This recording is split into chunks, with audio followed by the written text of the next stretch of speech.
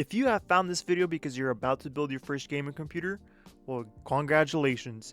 Here is what I think is important after my experience with building 3 gaming PCs. Let's start with number 1.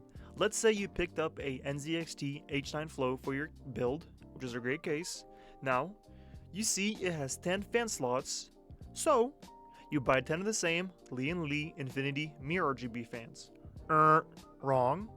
Not because they are bad fans, but you just bought 10 of the same exhaust fans. Which means you're gonna have some negative air pressure in your system unless you flip some fans around on the ugly side, which as you can see, I had to do in my system. So number 1 continued, research whatever case you're buying, its proper airflow, intake/exhaust diagrams, which you can find by googling online or on Reddit, and ordering the correct amount of intake/exhaust fans. Now half of this does not apply to you if you are building a system with no RGB fans or using basic fans, as you can flip them to be intake or exhaust, but I wish I knew this prior to me just buying 10 super pretty, same exact exhaust fans for my build, which I wish I knew a little bit sooner, but hey, oh well.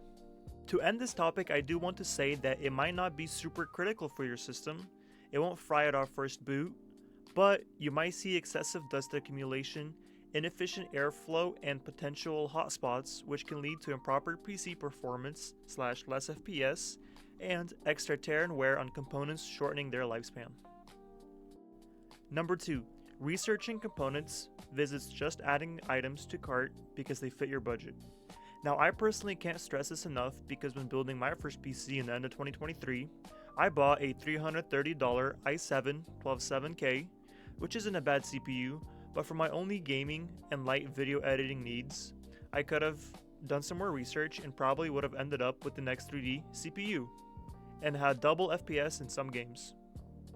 Another reason for why doing research is important is value per dollar. For example, getting a 5080 versus a 5070 Ti. For 1080p gaming, it might be a no-brainer. The more money you spend, the better the gaming experience, right? Both cards are overkill for 1080p unless you plan on upgrading to 4K or 1440p. For example, get a 5070 Ti, save some cash, but get a better CPU. If you plan on gaming 1440p or 1080p, might even consider a different graphics card that fits your budget better. There isn't nothing wrong with getting the most latest and most expensivest tech ever, but for example, why get a 5080 when you could save some cash, buy a 5070 Ti, especially if you don't need it for 1080p gaming? And buy a better chair. For example, if your chair squeaks like mine does, it's annoying, it's pissing me off. Yeah, I'm thinking about upgrading to a 9950 X3D, but I should buy a chair first, right? Just prioritizing your budget into better needs would overall make your gaming experience way better than buying the latest tech and sitting behind a super squeaky chair like me. Another reason for why doing research is very important is you might hear this person claim Intel is the best, me with an Intel claim AMD is better, little Timmy with a Chromebook say Chromebooks are the best. Now, to keep it short, if you're building a PC only for gaming, AMD X3D is your only answer. But if you are a heavy multitask user, video 3D rendering, compiling code, AI workloads, software compiling, Intel would be your best option. However, this is where research is very important.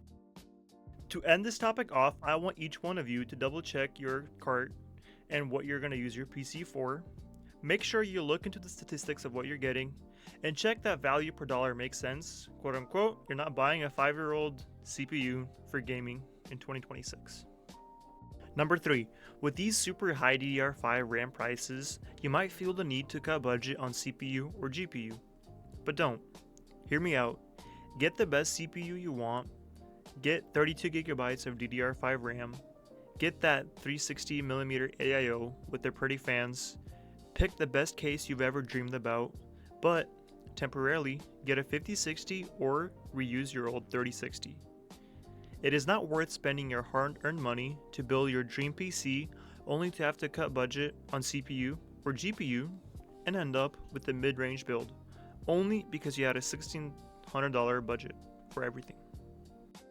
Instead, max out that $1,600 on a good CPU, on good RAM, on a nice case, on enough storage, on that AIO, and use that 5060 or 3060 temporarily while you save up for 2 or 8 months to get that 5070 Ti, maybe even a 5080 or even a 5090, and be left with a monster machine that would last you at least 5 years with needing nothing to upgrade, leaving you more happy with your purchase instead of feeling ripped off in 2 years because your $1,600 total build is slow and you need to start the whole process all over for nothing. To end this topic off, I want to mention that most of you might find number 3 completely irrelevant, which is okay. It would require a lot of patience and suffering with that 5060, but the end result will leave you super satisfied, especially when you realize you trained your patience to benefit you, and that skill can apply to your whole life to benefit you greatly.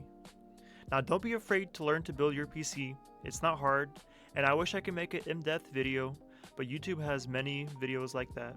As always, thanks for watching and merry gaming sessions for the new PC builders, and hopefully you don't make the same mistakes I did. Like and comment, ask questions away, I don't care, I don't do anything else, but I guess I do this sometimes, but not always. I guess I don't have anything else to do, but yeah, cheers.